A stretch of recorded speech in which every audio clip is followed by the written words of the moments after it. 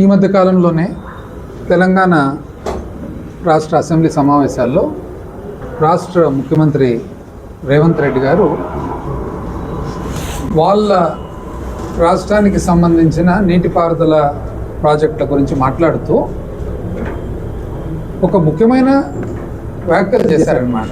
ఏమన్నారంటే, తాను తెలంగాణ రాష్ట్రం కోసము నీటిపారుదల ప్రాజెక్టుల కోసం చేస్తున్న కృషి వాళ్ళ సభకు వివరిస్తూ చంద్రబాబు నాయుడు గారితో 4 గోడల మధ్యలో మాట్లాడడం జరిగింది.